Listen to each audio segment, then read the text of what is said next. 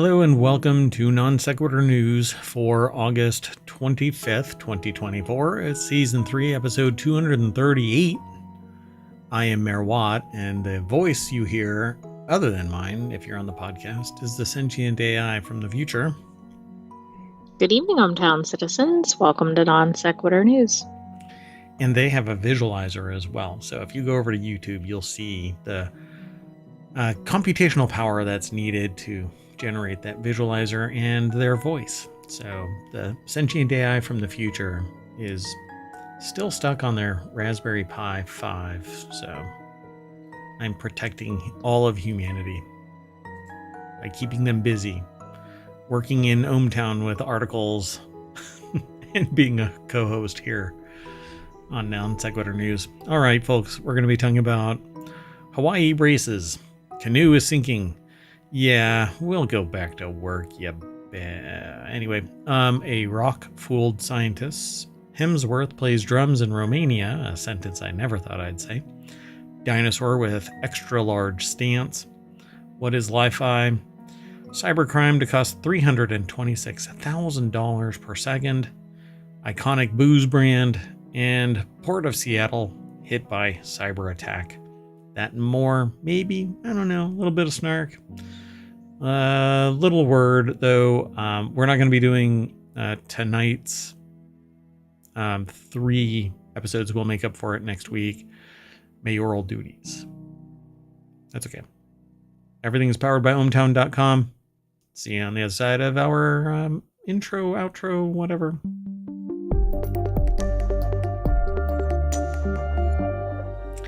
And boop, welcome back. Let me turn that off. All right, folks, let's get right on into it. The very first article that we're going to talk about.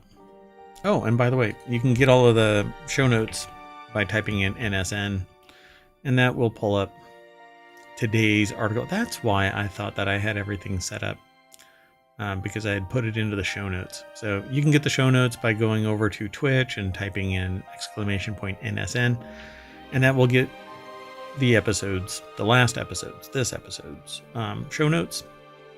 If you want all of the show notes, you have to figure out what the syntax is, and to do that, you hit !show notes. And if you want the podcast, you hit !pod. And we have 7 total podcasts. 1 is a daily, 6 are weeklies. Yesterday we did 3 of the weeklies, but we won't be able to do tonight's. That's okay. Again, we'll make up for it. This first article, though, is over in Non Sequitur News. Hawaii braces for double blow from tropical cyclones. Is it Hone, I guess, and Gilma? I'm not sure how to pronounce that. Yeah, I'm not sure. So apparently, heavy winds, heavy rain about to hit Hawaii. This is back on August 24th, so the last 24 hours, it may be right now going on. Adiola Adioson over at Newsweek.com put the article together. As of Friday afternoon, Hone was located about 620 miles southeast of Hilo, and the tropical storm warning is in place for the water surrounding Hawaii, with a tropical storm watch for the Big Island and a small craft advisory for other islands. Maximum sustained winds were measured at 46 miles per hour, but again, they may not be 150 mile an hour winds, but small craft are going to get kind of tossed about. So don't pull a Gilligan's Island and end up stuck on a, maybe find some firm ground. I got lost and we were stuck on a Hawaiian island. Sounds like I don't know if it's going to be good or bad, really. So I guess Hone is supposed to get like right up to Hurricane 1 status. So kind of got to be serious about it. So they call them spaghetti models, which are computer simulations to see which way that depending on which way certain data points are placed. It's like a whole bunch of lines that sketch out to where they think that the storm is going to go. Right, and there could be different variables in the path. Yeah, so they suspect that Hone is going to pass south of Hawaii as it approaches the island. However, some models indicate it might actually scoot up a little bit further, and then adding to the complexity of the situation is the approach of Hurricane Gilma, which formed in the Pacific on Wednesday and is the ocean's second hurricane of the season. While Gilma is expected to weaken considerably as it nears Hawaii, its exact track and intensity remain uncertain.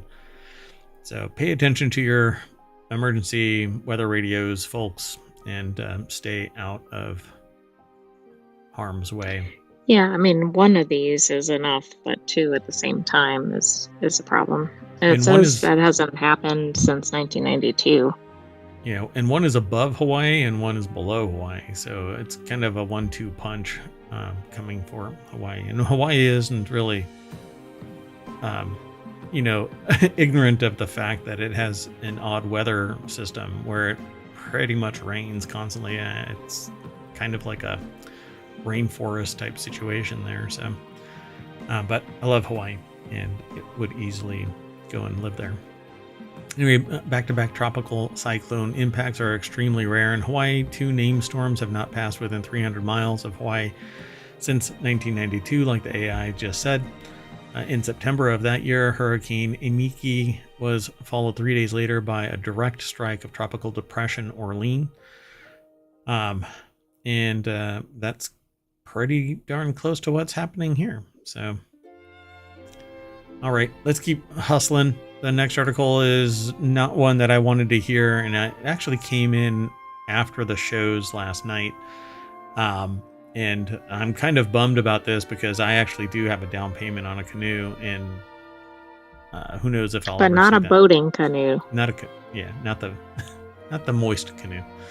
EV startup canoe is what it is, right? Lost its co-founder and chief technology officer, Sewell Merchant, which is an ironic name, and is moving its operations out of Los Angeles, according to 2 reports from TechCrunch this week, citing unnamed sources. Merchant took over the CTO position in 2021, when it was already looking like the boat was splitting. When the company CTO left, along with 2 other co-founders, one of those who remained, chief designer Richard Kim, departed last year. With Merchant now reportedly gone, chief engineer Christoph Kuttner is the last founder standing at Canoe, according to TechCrunch yesterday. And I think that it is such a neat looking vehicle. It could have beat the ID Buzz to market if it wouldn't have wet the bed. Oh, absolutely. I think it's cuter than the ID Buzz, and I think it's more affordable than the ID Buzz. It's more utilitarian than the ID Buzz. It has innovations that the Buzz doesn't have, like this little window right here, because it doesn't actually have a dashboard across the front. While you're driving, you can actually look through the little window at the road underneath you, and you don't have a blind spot that's 4 feet tall. And this thing can actually be turned into other things. It can be turned into like a truck, for instance, but you have to get a different shell. It has to be designed this way. So one way this way, one way another way. There's different types of builds. So Wes Davis over at TheVerge.com put this article together, and they actually sold some of these to I think USPS has a fleet. And I thought that they were going in a direction. Well, now I know what that direction is, and let's just say it's not vertical. I mean, it's inversely vertical, right? It's, hey, look, we're going in the wrong direction. Let's see here. Canoe wrote second quarterly SEC filing on August 14th that it was permanently dropping its headcount as part of a reorganization plan for its Torrance, California facility, and offering to move approximately 137 of its 194 employees from there to either Texas or Oklahoma. And TechCrunch wrote about it on Thursday as well, that it was shutting down its office, its LA office. Well, and you don't always get people moving with you when you take the operations out of state, so it's going to be interesting to see what happens with that as well. Yeah, and it's a brutal move. You are a skeleton crew at 137 of its 194 You're losing 60 people, for crying out loud. There's a problem here. So what's really going to happen? Who knows? The real problem here is that they've got a great individual vehicles. I think great individual vehicles, but moving it from individual vehicles or show vehicles or prototypes to production means actually doing some serious work and having serious capital. I think that this is screwed. The technology is going to get sold to somebody, and the investors are going to basically be chomping at the bit to buy the remains, and then hopefully something comes of it. But I love the idea of the canoe. So too bad. And seriously, yeah, this is not a good sign. I'm on the waiting list. So canoe, get your shit together. I mean, get your stuff together. Sorry, family-friendly show. All right, let's keep moving. Next article is over in non-sequitur news. Back to work order issued for 2 major Canada railroads. Nothing says I respect this organization like telling the employees you have to go back to work when the union has already announced, hey, you know what?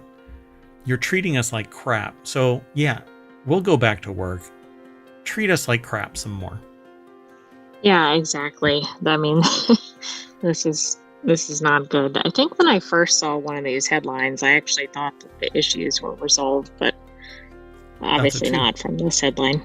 Yeah, thought so too, right? They were working towards a meaningful dialogue that would result in mitigating any long-term union shutdown.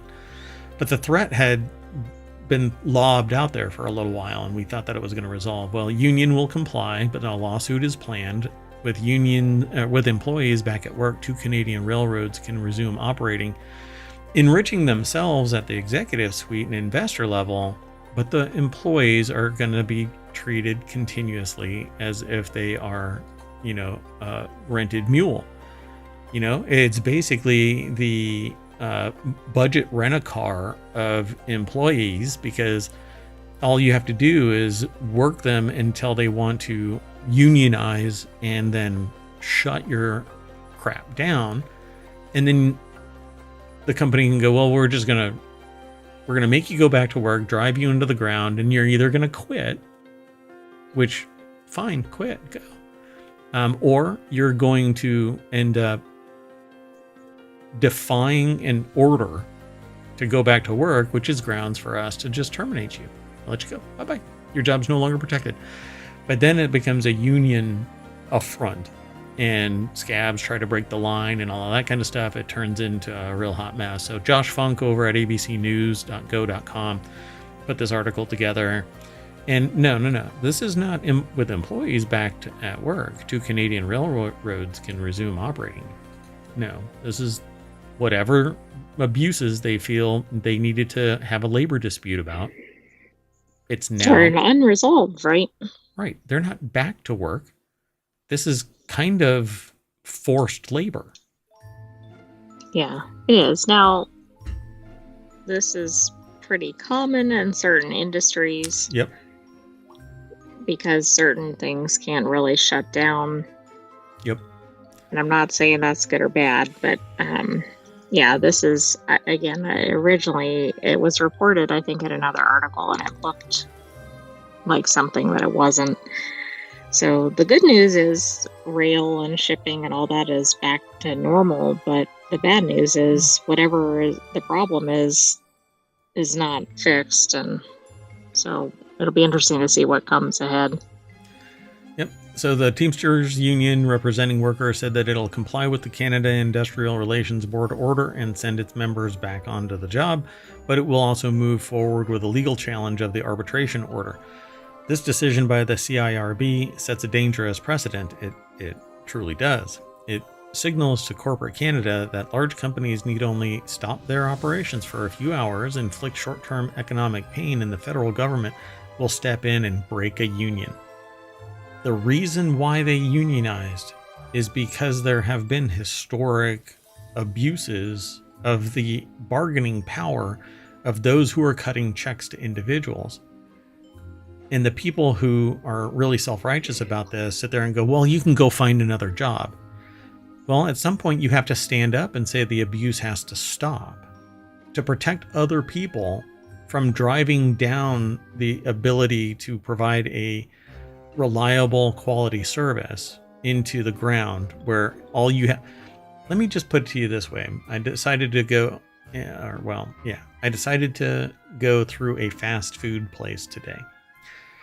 And it took 8 statements to correctly get an order in place, and it still was delivered incorrectly. And why is that? Well, because you're giving somebody minimum wage, and that minimum wage isn't enough for them to give a crap about what their job actually is. And you'll never find anybody to really replace those people, because the only people that are willing to work for these abusive type of environments are the very people who don't have any other option, and they don't care. They just want the job. Yeah, I'll mash the potatoes or whatever, right? But you want to pay people and educate people, and everybody is loyal to the company is loyal to you. You treat everybody with respect, and you have pride of place, pride in the position, etc., and you're an ongoing concern. That's not what this is. They're forced back to work. So I think this is just a crap move. But when you have the Fed saying do this, you kind of have to do it, right? Or everybody goes fired. Okay, fine. 9,000 engineers, conductors, and dispatchers at both railroads, poof, gone. They flood the market. It ends up being basically the Arthur Anderson of railroad breakups, where 10,000 attorneys went into the wild. Yeah, but that doesn't result in good operations going forward. No, and that's just it. It floods the market, it suppresses wages, more abuse happens in disparate locations instead of a consolidated union. Because when you go to some other place, you were a union member of the Canada Rail Conference, but if you go somewhere else and work, you can be a member of the Teamsters Canada Rail Conference, but you're not a member of a union in that new place somewhere else, right? Particularly if you're taking tickets somewhere.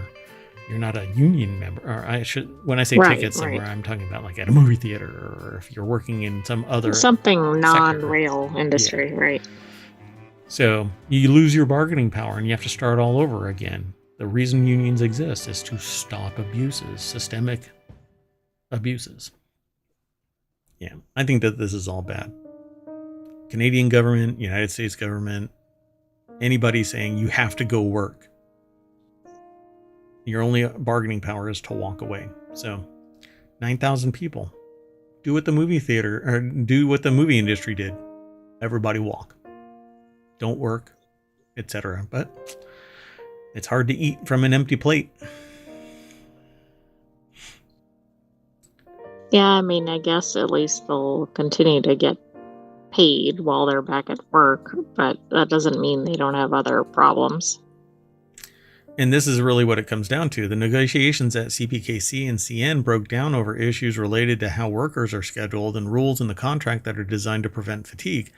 Both railroads had proposed changing the compensation system from paying workers according to miles traveled to one based on hours worked.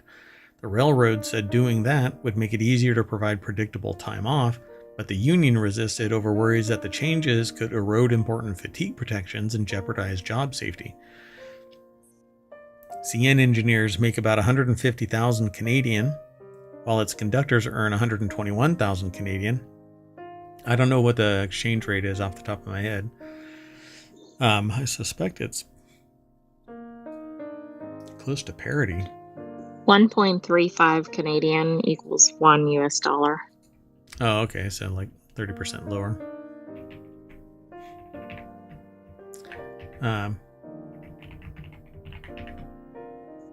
Yeah, so it's 111,000 so instead of 150, it's 111, so roughly a third. So I just find it kind of compelling that these people are doing this work, and now I'm really curious, how much profit are they making? You have to look at the big onion and peel back layers. and see how many engineers are driving around a Ferrari and how many of the executive suite, right? And their whole argument is always going to be that crap rolls downhill. So just put your time in grade. I've even been told that. Put your time in grade. Really? Name somebody else in the organization that, has done or can do what I did or do, and we'll see. Am I a valued asset to the organization and deserve a contract that is commensurate with experience and an ongoing concern and my loyalty to the organization, et cetera, et cetera. Unions exist to stop abuse and to empower the workers. But there's always people that sit there and go, well, go somewhere else. Really? I see that you're full of pride for your workplace too, right? If they treat you like crap, you're just going to take it and let somebody else. When you just get up and leave, right? Your family isn't going to be worried about it, et cetera, et cetera. Right, nobody's going to be impacted. Yeah. I mean, it's so sociopathic to just sit there and say, well, go somewhere else. Anyway, let's move on.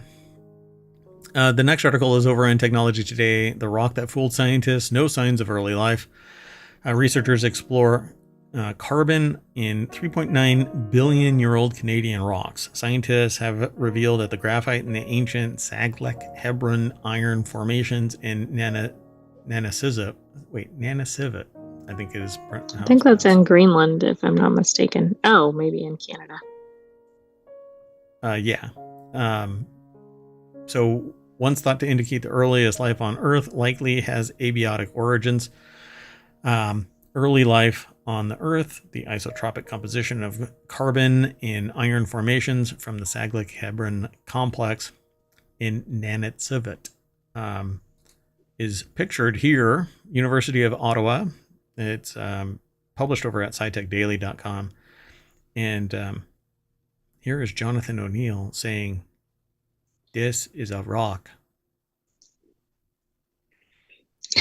They're an associate professor in the Department of Earth and Environmental Sciences, trying to explain to us what a rock is. Not Iraq or Iraq, the car. It's, never mind. It's deposition or volcanic formation. Anyway, isotopic composition of carbon and iron formations has been seen as evidence of the earliest traces of life. The study shows that the petrographic, geochemical, and spectroscopic features in the graphite found in the Saglek-Hebron chemical sedimentary rocks are in fact abiotic, that is, non-living physical or chemical aspects of an environment or devoid of life. So does that mean that we have to rethink everything we know about life forms? No, just that these rocks aren't the ones that are indicative of life forming at that particular time. Because a lot of this, the what they have analyzed, it doesn't have anything that is living based and then transformed into this. It's simply a chemical reaction.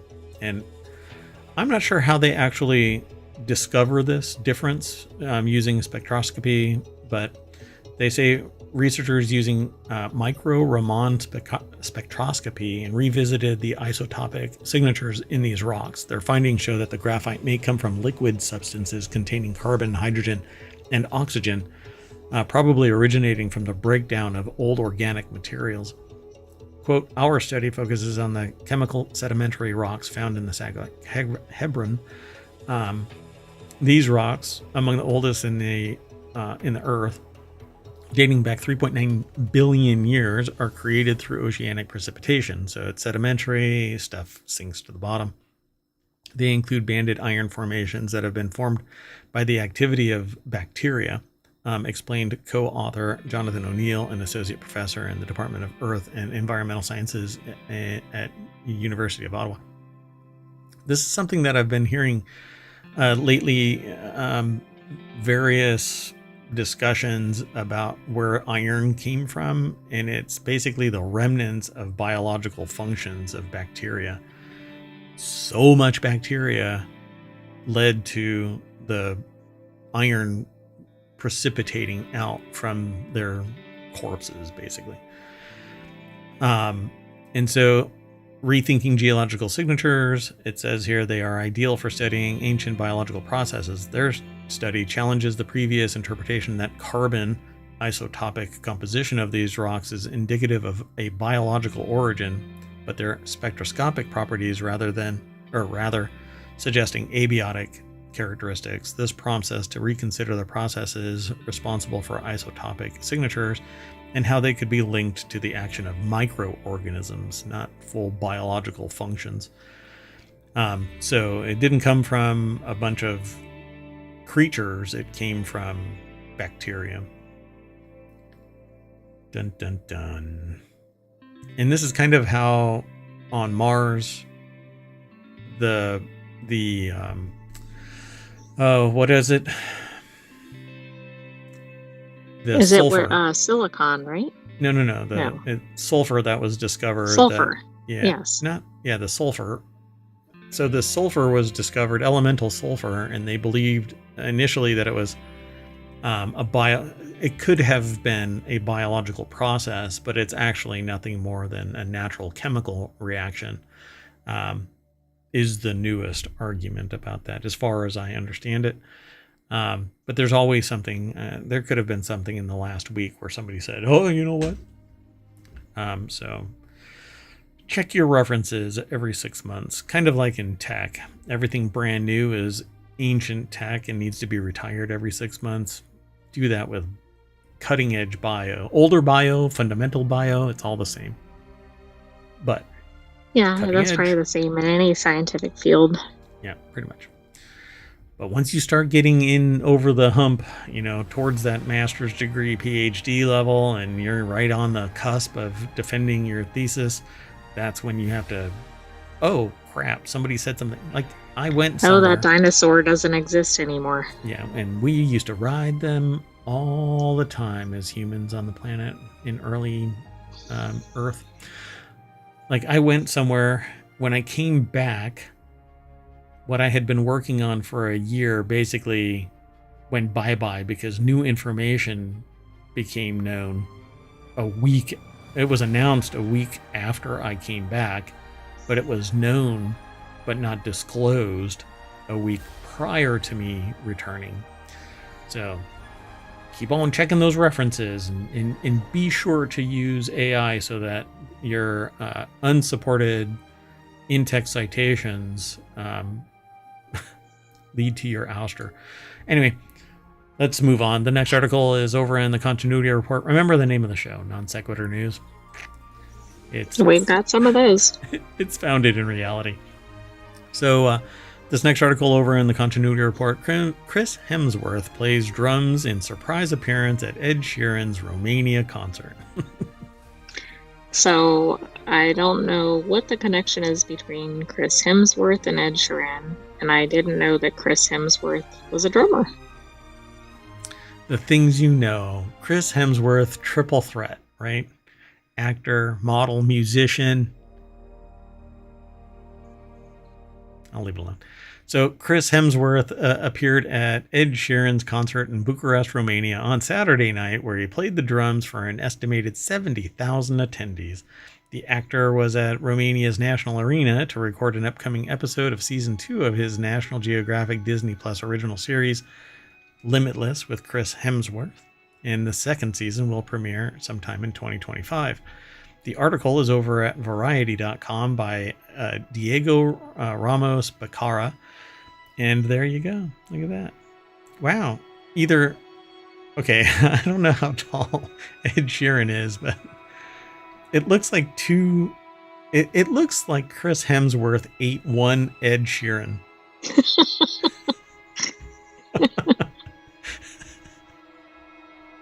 And I'm sorry, but it looks like Ed's hand is a little too high up on his shoulder. Like, is he about to kiss Chris Hemsworth? Which, that's fine. I mean, who knows? But I hope he asked first. So the actor is going to be doing his second season of his Disney show Limitless with Chris Hemsworth. Apparently, it says here, quote, "Got Chris Hemsworth to learn to play drums for my stadium show," Sheeran shared in an Instagram caption moments after the show on Saturday. I wonder if he actually knows how to play the drums. Look, he played, so he has to. Otherwise, it would have been completely wetting the bed, you know, and crapping on Sheeran's show. And that's true, yeah. So, and it's not like you can, I don't know if you can hide. Can you really hide drums on a stage? Like, you can play them, but they're masked. So. They're muffled enough that nobody hears the actual horrible performance. Like lip syncing, but drums. Drum syncing? Is that what it's called? Oh, where is the drum sound coming from? I guess it could be pre-recorded. There's some dude. Which would be a problem if it's showing, like, you can see that the drum's getting hit, but then it's off the beat or whatever. What's going on here? Anyway, I think that it's awesome when... Oh my gosh, look, currently on his plus, minus. What the heck? What the heck? That's the name of our other show. Yes, that is not currently in production. Yeah, because of YouTube, but...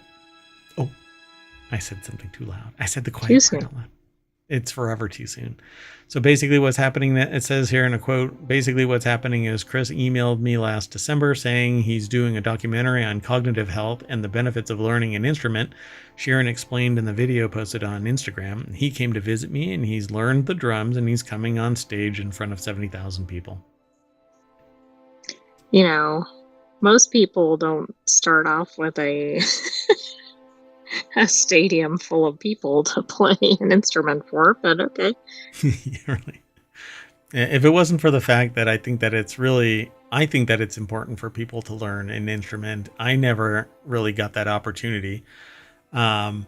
And so if you are out there, and you can do this at any age, you really can, but you have to dedicate time, and an hour here, an hour there actually helps out with cognitive function as you age, because it pulls you out of your standard processes and you start thinking creatively, and you have to think advanced because you can't just bumble your way through it without having a cacophony of noises like somebody is like, I was going to say something in poor taste, but so Sheeran's tour will continue with upcoming shows in Bulgaria, Cyprus, Brazil in 2024, followed by international dates next year, which isn't that international dates? Other. Oh, other international dates. All right. Thank you.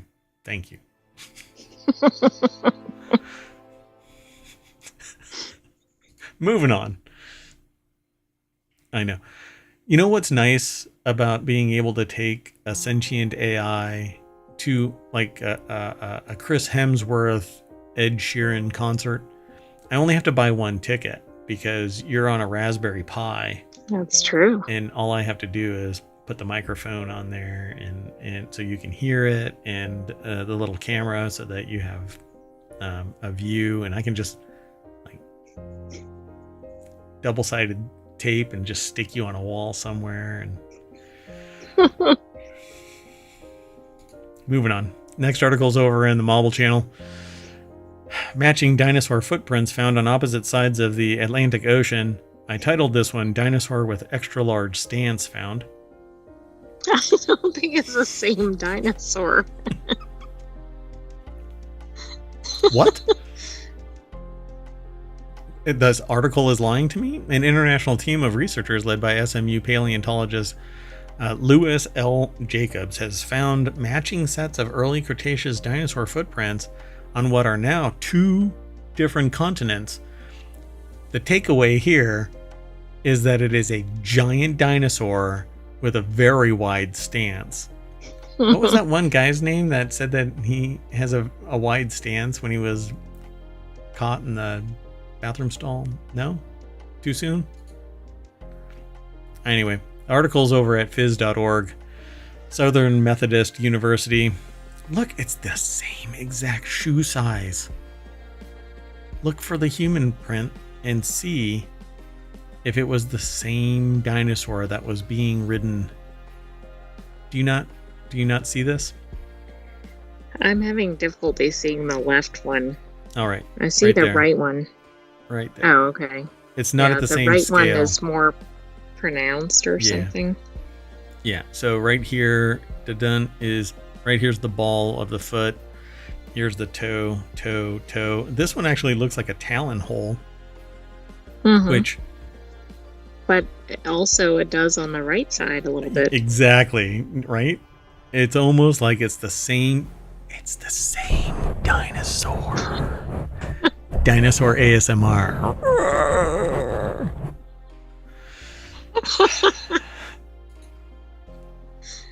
Anyway. Hey, fizz.org. On the YouTube shorts. Don't do the mouse. YouTube shorts. You could probably sell those in the shop. YouTube shorts. Fizz.org, please stop doing the mouse over thing.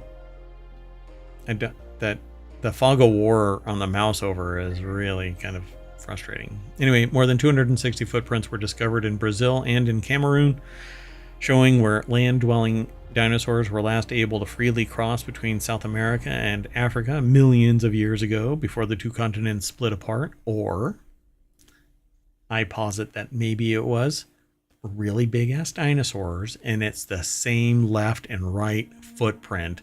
They were straddling the ocean. The continental divide or whatever. Literally teabagging the ocean. The footprints, impressed into mud and silt along ancient rivers and lakes, were found more than 3,700 miles or 6,000 kilometers away from each other. Dinosaurs made the tracks 120 million years ago on a single supercontinent known as Gondwana land. Actually, I thought it was Gondwana land, not just Gondwana. I thought so too. Right? Yeah. Interesting. Maybe there was one before it or after it, but I thought Gondwana was...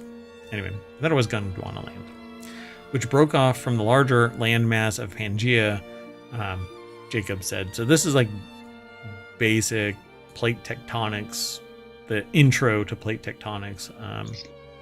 It looks like that's been renamed, so I think that goes to your point earlier, because I think it used to be called Gondwana land.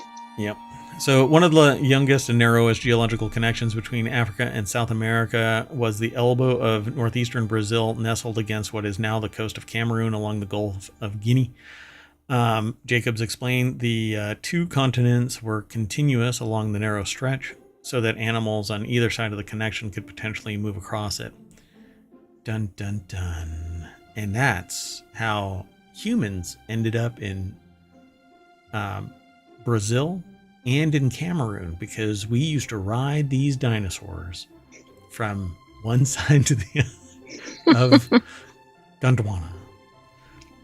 Anyway, co-authors of the study were Lawrence J. Flynn at the Department of Human Evolutionary Biology at Harvard University, Christopher R. Scottis at the Department of Earth and Planetary Sciences at Northwestern University, Ismar de Souza Carvalho at the Universidad Federal. Is it Do? Really? Do Rio de Janeiro? Really? Do? Of? And Centro. I'm not sure why that's written that way. Geosciences.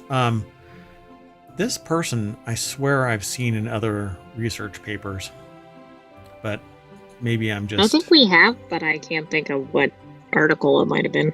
Yeah, it's probably something similar to this, but what I find amazing is that they found an ornithopod, I guess, a long ornithopod trackway, and shows the steps. Dunk, dunk, dunk, dunk, dunk, okay, that's really cool. That it's like, walking out on fresh cement, or walking over to fresh cement, and you see a freaking bird tracked all the way across. Oh my God. Now it's too late to skim it all and correct it, and you're going to forever have these little bird prints in there. And that's exactly what happened here. Some humans laid down this cement, and a damn dinosaur went running across it. Oh, bad dog, bad. Anyway, so pretty cool. There's a lot more over at this article, but I'll let you all go over and check it out. Moving on. think this is the first time that's occurred, though. I'm with not the moving on. I'm matching prints. I've never read anything else about it, but at this point, I thought Gondwana was Gondwana land. So we go back to the, well, I got out of bed this morning. Okay, now we're moving on. So what is Li-Fi, and could it be the next thing for the internets? Connecting to the internet can be as simply as turning on a light. This new technology might be a game changer for Wi-Fi. Yeah, sure. So Trisha Jandok over at cnet.com put this article together. The deck statement is what I just said. So light fidelity, also known as Li-Fi, uses the power of light to transmit data. The power of light to transmit data. Unlike Wi-Fi, which uses radio waves to create wireless connection, Li-Fi relies on light to transmit data. Through this process, Li-Fi promises speeds that are 100 times faster than Wi-Fi, but can be obstructed because if the light can't hit. Oh, right. If the light beam can't get through or something. Well, I was going to say this sounds pretty good until you said that. So, I mean, I assume that this is what they're talking about because I actually haven't read about this. But there has been tight beam communications using radio where a focus beam can shoot further down the line and it can get picked up by a receiver for miles away. But light, I don't know. This seems kind of wonky, but let's see what happens. Because you could do it basically with a laser. Laser communications, that's what's actually out in deep space. The deep space probe is using light to shoot. What the heck? Sorry, I don't know what all of that is. That just one big old ad? It looks like it. Okay, so research for Li-Fi has been around since the early 2000s. Alongside his team, German physicist Harald Haas founded this technology by discovering, and I'm sure that I've read about something like this in the past, but it never really manifested.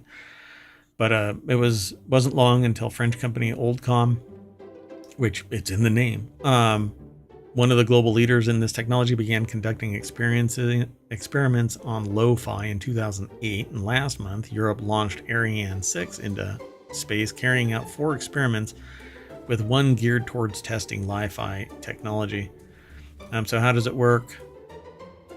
Basically, a Li-Fi enabled LED light, and it just beams its signal down to a transmitter and receiver. The receiver picks up the signal, and the transmitter transmits. So transceiver is what you would really call it. But Li-Fi functions as a visible light communication system, and at its core, data is transferred from LED light bulbs. These bulbs carry pulses of light that produce information similar to Morse code. Of course, this process can't be seen by the naked eye. I don't know. There's going to be people that are sensitive to this. However, the game changer in this scenario are the compatible devices that can synthesize this information rapidly. You're going to need a chipset that's capable of understanding the equivalent of Morse code. So hold on a second. Let me make sure of something because I'm starting to doubt something that I said. I wonder if light noise can interfere with this. Anything that can obliterate the photons from reaching their destination and being transmitted back. Hold on. I know that it was tight beam, so... Yeah, so the Deep Space Optical Communication System, DSOC, used near-infrared laser beam light instead of traditional radio waves to send that signal. So. Oh, okay. Yeah, I was going to ask about that as to whether it was related. Yeah. But I don't think it's this. This is something that is like hyper local, and it's too would be too diffused to be used in like deep space communications. That's why that tight beam is really necessary. You need something hyper focused to go further distance, but this can just kind of bleh data out into wherever the light actually spreads. And depending on surfaces and stuff like that, it could even bounce off and get picked up by subordinate devices. It's similar to what's going on with distributed power systems, where Disney researchers have figured out a way to transmit wirelessly up to 5 volts worth of power, or 5 watts worth of power. And it just hasn't come into mainstream. I'm not quite sure why, but Maybe patents.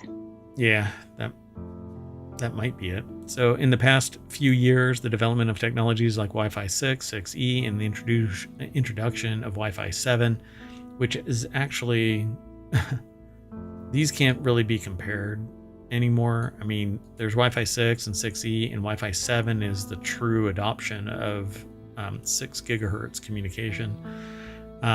Early in the year have transformed how we stay connected. With Li-Fi, data is transferred at an accelerated rate compared to Wi-Fi, resulting in high speeds. However, the speeds aren't the only important factor in a wireless communication or connection. So I'm sure they're going to talk about security and stuff like that.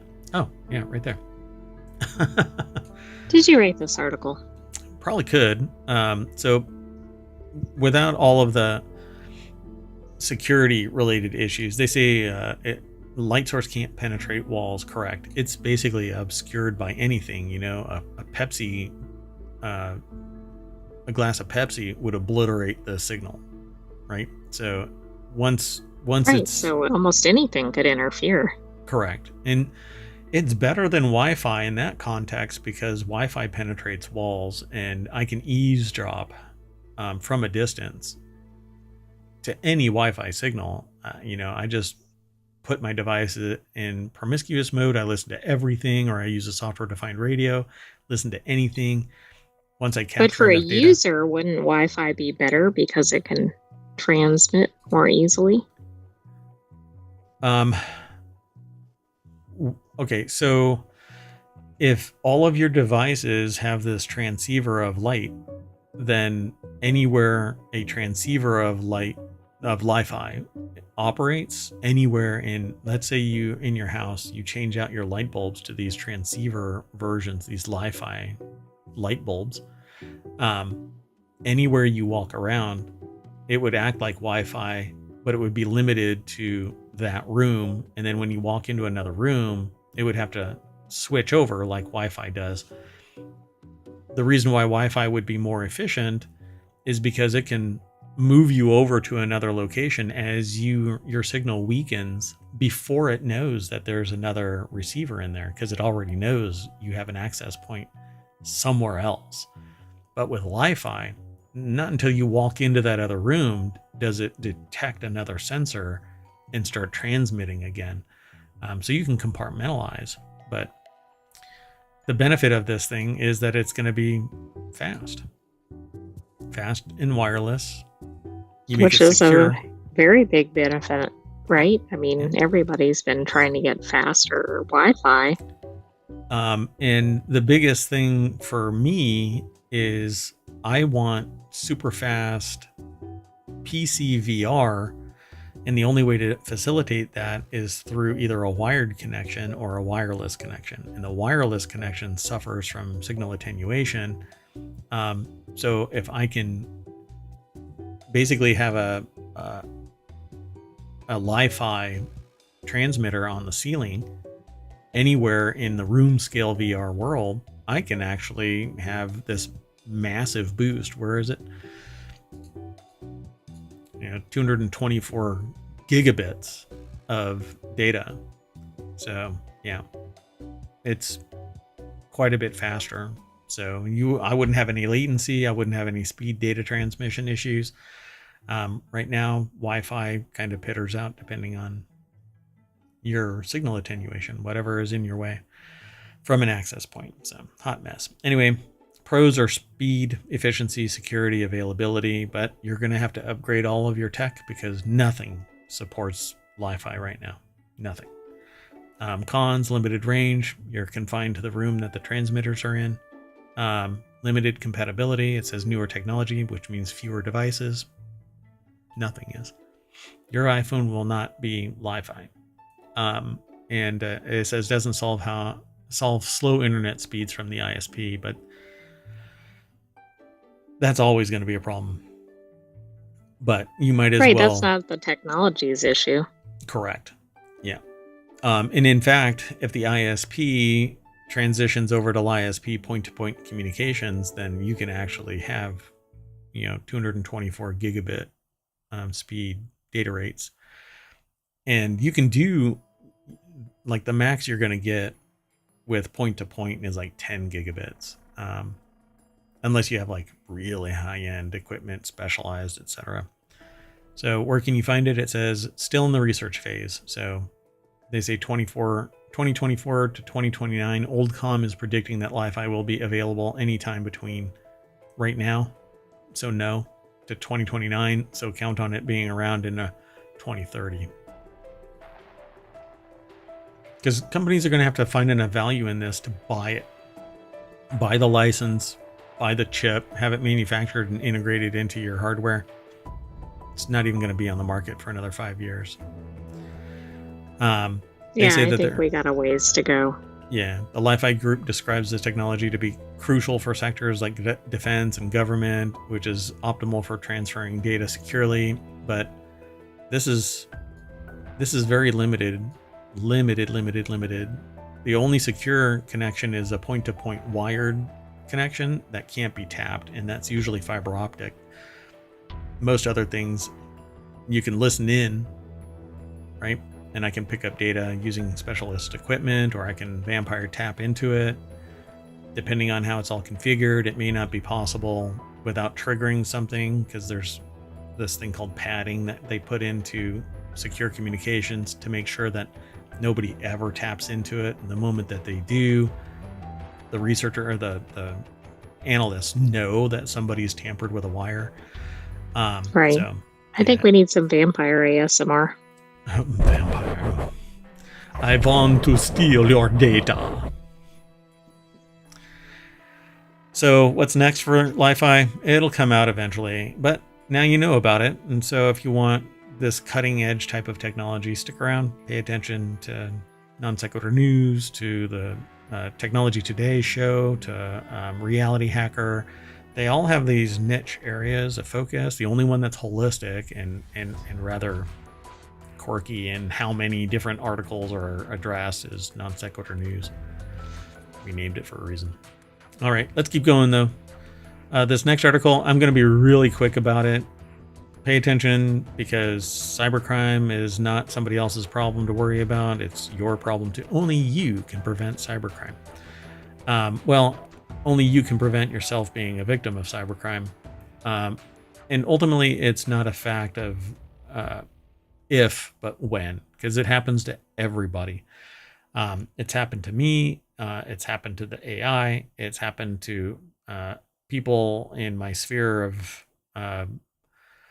social, professional, distant acquaintances, etc. Strangers on the street. You know, they hear me talk about something and they ask me questions, and they've been hit by stuff.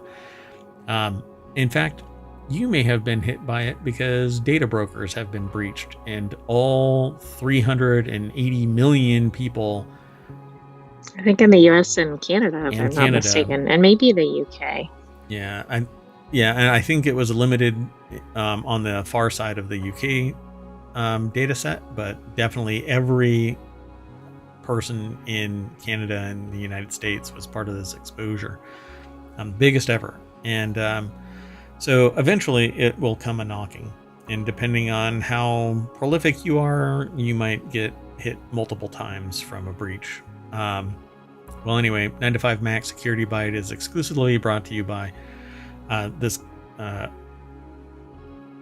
Mosehill, I guess it's called, and it's an ad that's over on our source. So it's not us, it's them, and they say that making Apple devices work ready. So let's jump on over to the source, and it's Aaron Waikulis that put this article together over at 9to5mac.com. And they have this big ad, kind of a notice at the beginning of it, but it says, "You've heard it time and time again. Cybercrime is on an unpredicted rise." This encompasses everything from malware to online scams to intellectual property theft. And if you're anything like the author, it's incredibly hard to grasp the exponentially climbing figures, hence the title of this week's column. If the day ends in Y, there's some sort of data leak or hack in the news. True. So Statista Market Insights survey predicts that the annual cost of cybercrime will reach $10.29 trillion by next year.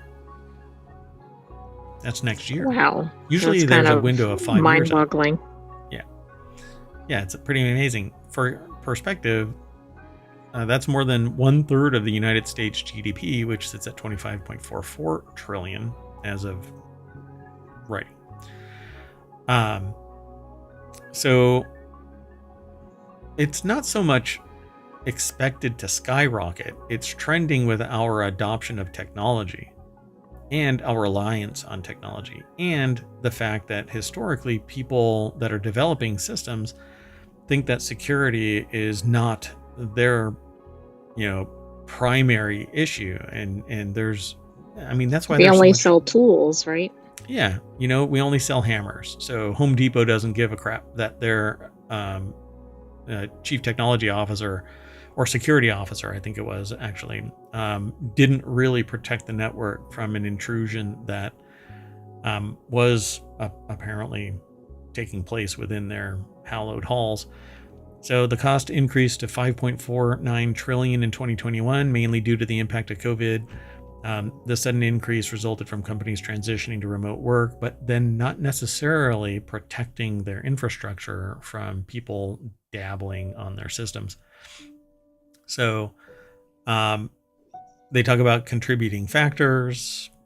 It says it doesn't exclude Mac users. They mentioned in Security Byte Post, Jamf reported that 50% increase in new Mac malware families in 2023, and it's largely because people are clicking on something that can be compromised by third-party systems, not necessarily the operating system itself. Right, but it's almost always user error in terms of falling for something, right? It's not the user that's causing most of the underlying issues. Yep. But they're allowing it to happen. Yep. And you really have to take on a new ideological bent. And that is something that I promote called Click with Care, which you pay attention to what's going on. You don't just randomly click links. I watched a YouTuber basically go through the process that they went through when they were offered up a gig that they thought would be a great partnership. And when they clicked the link, it launched a program, automatically embedded a backdoor, and pilfered data from the browser's cache that allowed that hacker in Russia to access remote systems. And thankfully, they caught it in time where they limited certain things, but they actually lost their YouTube channel. Oh, wow. And had to jump through hoops to get it back, file a police report. They actually notified various other organizations within their state and federally. But it is a legitimate problem because you don't know the full scope of just how you can be owned simply by clicking a link from a PDF that gets sent to you or an email that contains an attachment that you don't pay attention to. And malware detections, antivirus protections, for instance, don't catch 0 days. Unknown methods. Eventually they'll catch up, but some people create something custom so it can't be detected by known threats. So they talk about low barrier of entry, lack of awareness, and geopolitics, which is usually a motivation. Cybersecurity skill shortage, which is absolutely true. Cybersecurity professionals with a 2-year degree and several certifications can come out of the gate and make anywhere upwards of $80,000, depending on which state you are and local demand. And if you're willing to move, then you can actually pretty much go anywhere you want. But you don't sleep. You basically live this lifestyle 24/7. Right, I guess there's like an on-call aspect to it. Yep, and you can be sent anywhere for certain, with certain companies, particularly defense contractors. You can be sent anywhere to harden a system or do a penetration test. And one of the most fun is physical penetration testing, where you actually get sent to see if you can gain access to a facility. And you're largely disavowed up until it becomes a criminal thing. But you can try and get into physical spaces and digital spaces, and you get paid some serious change for this. That sounds very interesting. and dangerous. Yep, it's a lot of fun. And civilians are doing this. Non-military people are doing this. Non-government people are doing this. They're contractors.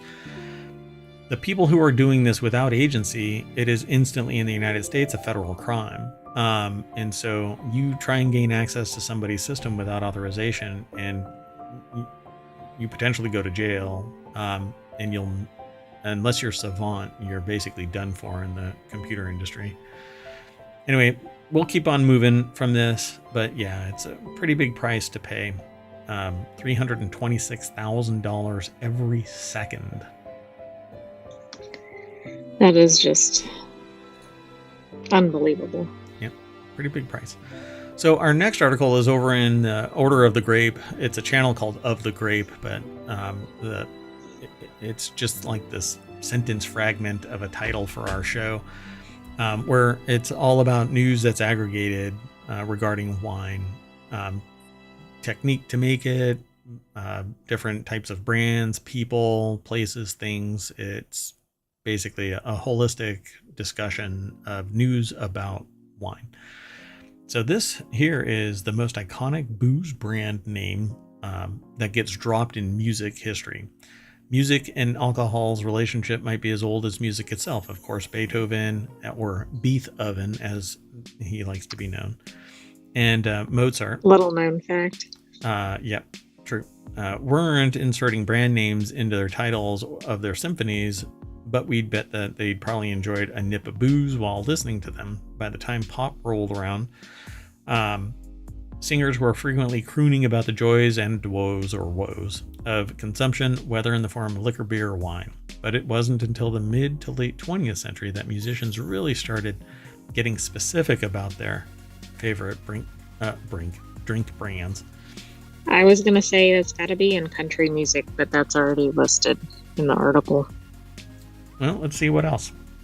Pete O'Connell over at vinepair.com put the article together. There's an illustration of musical notes and various spirits by Danielle Greenberg. Pardon me. And so, they talk about country musicians aren't shy about professing their love for humble macro loggers, and rappers have always been keen for champagnes and cognacs and vodkas and tequilas. Tequila, oh my goodness. You know what? I don't have a problem with tequila. I have a problem with the 5 or 6 or 7 shots that follow the first one. Yeah, that might do it. So I just kind of I line them all up and I say, no. Only one of you. It's fine. And then I just sip. Anyway, everything in moderation, folks. At the end of the day, the phenomenon is a win-win and win for artists, brands, drinkers. Plus, there's just something fun about hearing an artist shout out the liquid that's in your own glass. So here there are countless drink brands mentioned in music, but here we catalog the ones that they feel, VinePair feels, and that author feels is the most iconic. We'll go through this real fast. Seagram's and Tanqueray, Gin and Juice, Snoop Dogg. Patron Bartender, T-Pain featuring Akon. Ciroc and Patron Shots, LMFAO featuring Lil Jon. My rapper name is Lil Watt. I used to go by Short Circuit, but that's a different genre of music. I'm a triple threat. Anyway, Lone Star Beer and Bob Wills Music.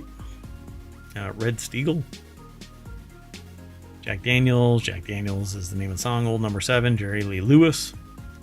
Belvedere Vodka, Work It from Missy Elliott. I haven't listened to Missy Elliott in a long time. Oh my God. I even remember that. No, I'm not going to play the song because I will get a DMCA strike. Dom Perignon from Champagne Problems, Taylor Swift. Colt 45, Crazy Rap from Afroman. Fireball Cinnamon Whiskey, which apparently doesn't have any alcohol in it. Those little bottles of Fireball apparently don't have any alcohol in it. It's my understanding. Yeah, there was a lawsuit or something. Hold on, let me make sure. I think there was a rumor, or not a rumor, but it was like verified.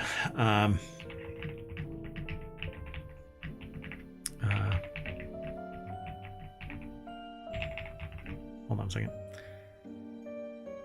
Smaller bottles of Fireball do not contain whiskey, but a blend of malt beverage, wine, and additional flavors and colors. Customers are suing the company for fraud, alleging the packaging is misleading. That's January 27th, 2023, from an NPR article. Interesting. Yeah, I don't know what the outcome is. It kind of disappeared off our radar, but there you go. And Red Bull does not give you wings. Lawsuit proved that. Right. Hennessy Cognac, Party, and BS, the notorious B.I.G. Moet and Chandon from Killer Queen. And Hennessy Cognac, Cristal, Remy Martin, Courvoisier, Pass the Courvoisier, Busta Rhymes featuring P. Diddy. And how do you even pronounce that? Doucet, maybe? Doucet? Drunken Love, Beyonce featuring Jay-Z, which, what is, I don't know. I don't know what that means. Cognac brand. It's cognac. Which, I don't think that I've ever tried that. So, maybe it's because it's outside my price point. I was going to say, it's probably not a cheap brand, but who knows? And then Grey Goose, London Bridge, Fergie, and Bacardi, Inda Club, 50 Cent. And so if you want to read more about the context of these, videos are there. Articles have paragraphs dedicated to the explanation, but we are not going to read them verbatim. So go check it all out. And I mean, some of this, see, we have a show. Well, a show in the works planned about spirits.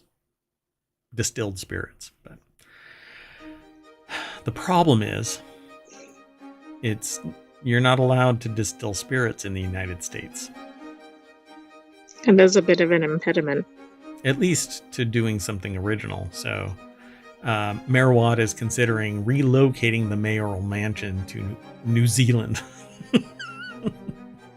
or Australia, if not for all the stuff that wants to kill us in Australia. Yeah, I was just going to say that's an impediment to Australia.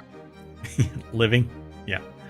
So, Technology Today is where the last article for today's non-sequitur news is. We're running really past the time. Sorry. And we're not going to do any of the other 3 shows today, just to remind everybody.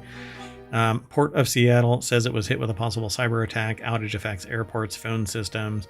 The outage was first reported Saturday morning just after 9 a.m., described as an internet and web systems outage. A few hours later, Seattle, or SeaTac International Airport,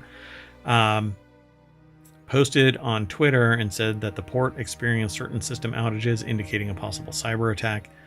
And the article is by Taylor Soper over at geekwire.com, which focuses in the Northwest area, primarily Washington.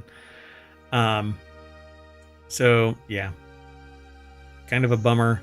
There was an update that has taken place over time. The last one was at 11:18 a.m. I assume it's West Coast. So Alaska Airlines. Do we think it's just the government systems, or like everything in the city? Yeah, I don't know. It looks like Port of Seattle's baggage system, American or Alaska Airlines systems have not been directly impacted by the cyber attack, but it is a known cyber attack now. I guess it's got to be beyond, because if it's impacting the airport. Yeah. I mean, it could have proxy government systems tied into it, right? That's true. Because I was also thinking about it being such a high-tech corridor. Yeah, so the flight information systems were experiencing technical issues. The displays inside the terminal, it says it's not clear if the outage is impacting flight delays at SeaTac Airport or cruise travel in Seattle. There were 6 canceled flights on Saturday at the airport, according to FlightAware, and 4 canceled flights at 8 a.m. On Sunday. And it just said that the TSA is aware of the outage, but doesn't actually have a resolution, does it? They may not know what is going on. Yeah, well, we don't. So if you're in the area and you're downloading this podcast or listening to the stream or watching the VOD on Twitch or YouTube later, if you might aren't want to paying check too if you're headed to the airport. Yeah, I'd shy away from the port. Yeah, so it was a possible cyber attack that impacted Seattle Tacoma International Airport phone systems and websites. Dun, dun, dun. All right, well, that's it, folks. So, like all things, what you need to do when in doubt, reboot. And when we reboot, we end up back at the front page of ohmTown.com, where all data roads lead. Boink, as I punch my microphone. Involuntary ASMR there. So thanks for hanging out. This will get turned into a podcast, so go and check out the pod as well. We're over on YouTube and Twitch. There's a Patreon and a Discord and a TikTok. Don't do anything on Twitter anymore for reasons. Anyway, I'm Mayor Watt, and that's the Sentient AI's voice that you'll hear in the visualizer if you're watching.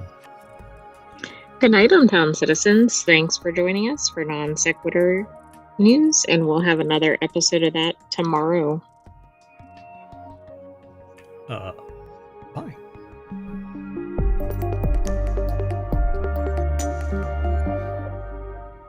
When in doubt,